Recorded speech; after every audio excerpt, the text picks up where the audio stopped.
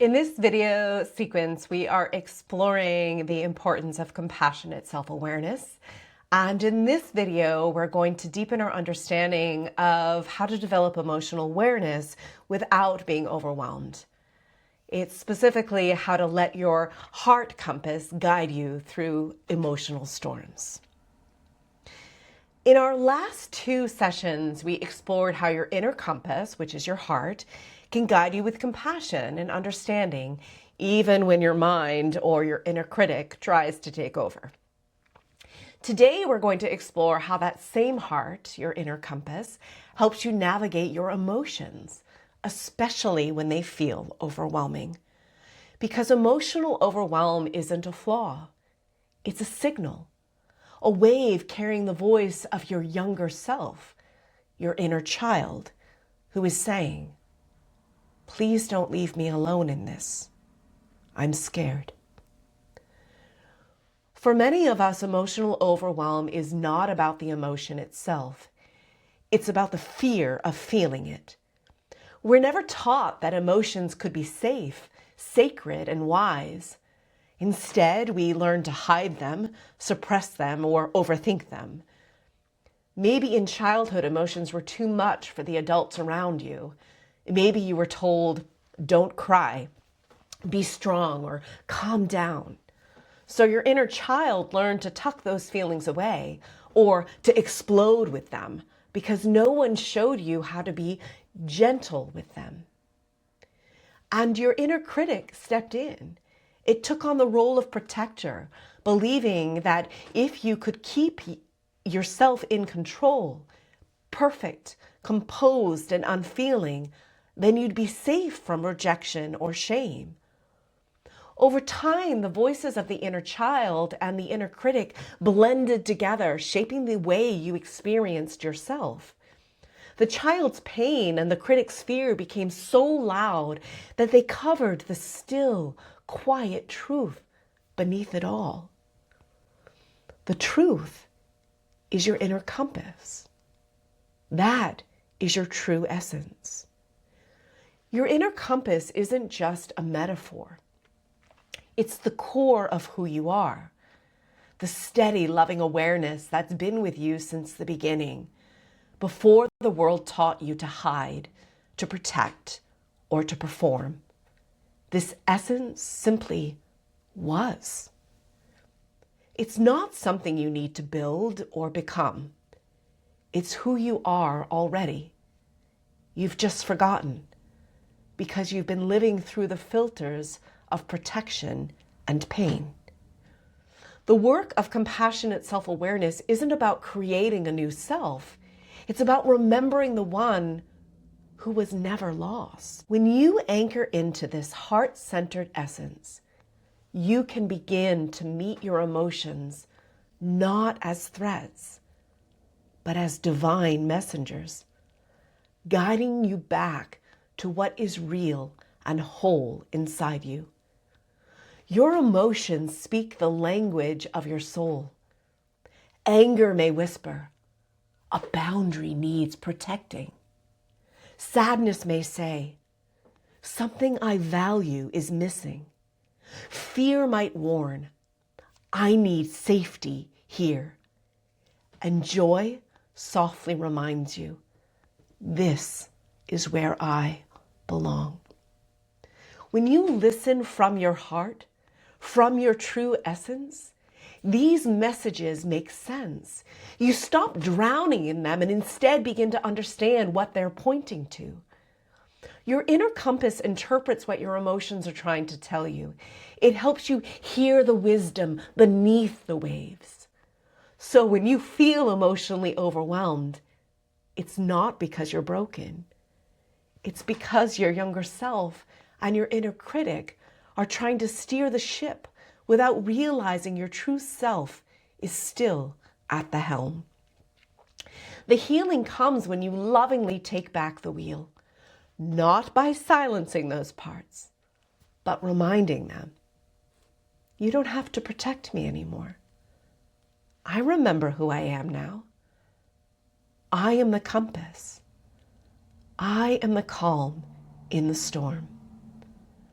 That remembrance, that return to essence, is the foundation of mindful, compassionate self-awareness.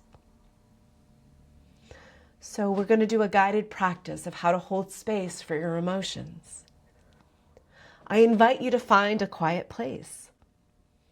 I invite you to take a slow, steady breath, perhaps placing your hand on your heart, the home of your inner compass. 1. I invite you to anchor in your essence. Feel your hand rise and fall with your breath, and silently repeat, I am here. I am the awareness holding all that I feel. Next, I invite you to notice what's present. Perhaps ask yourself gently, what emotion is here right now? Don't analyze it. Just notice.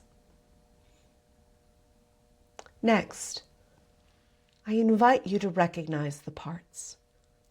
If the emotion feels overwhelming, imagine your inner child holding it.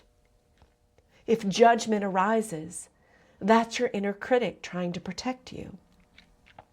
Let them both be here. You, the heart, the compass, the essence, are big enough to hold them both. Next, I invite you to speak from your heart. Whisper to those parts. Thank you for trying to keep me safe. You don't have to carry this alone anymore. I am here. I remember who I am. Lastly, I invite you to listen to the message, perhaps asking, what is this emotion trying to tell me about what I need?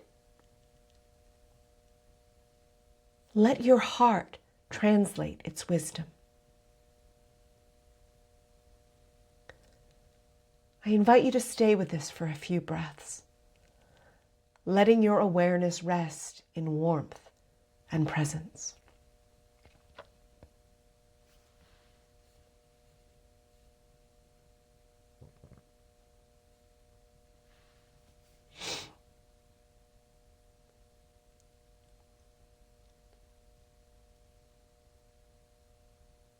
After the practice, take a few moments to write freely or create an art project exploring what emotions have felt most difficult for me to face. Perhaps contemplating what might my inner child and my inner critic each believe about that emotion. Maybe consider, what does my inner compass, my true essence, my heart know about it?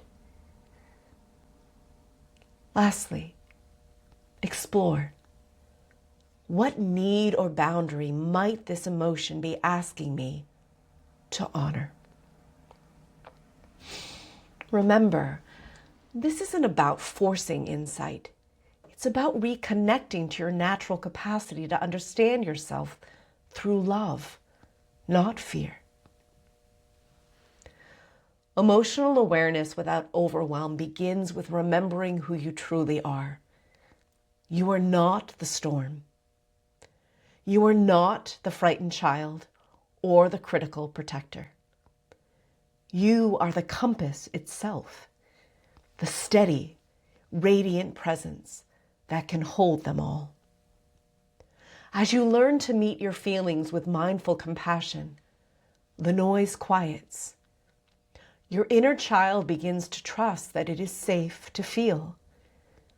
Your inner critic begins to rest, realizing it no longer has to protect you from your own heart.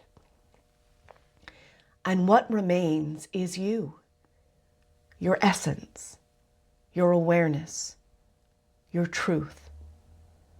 the one who has always been guiding you home. Thank you so much for joining me in this journey of compassionate self-awareness. If you'd like to continue exploring these practices, subscribe to my YouTube channel for new videos. And visit my website, blossomingheartwellness.com, to learn more about how I work and join my waitlist. You can also deepen the skills we've explored in the series with my book, The Divine Within: Healing Ourselves to Heal the World. It's a practical guide to help you connect with your own inner compass, to learn how to regulate your nervous system and bring more heart-centered awareness into your everyday life. Remember, your journey towards self-compassion and presence is a ripple. It starts with you and it radiates outward into the world. I'm so grateful you're here, and I look forward to supporting you on the path. I'm sending you so much love.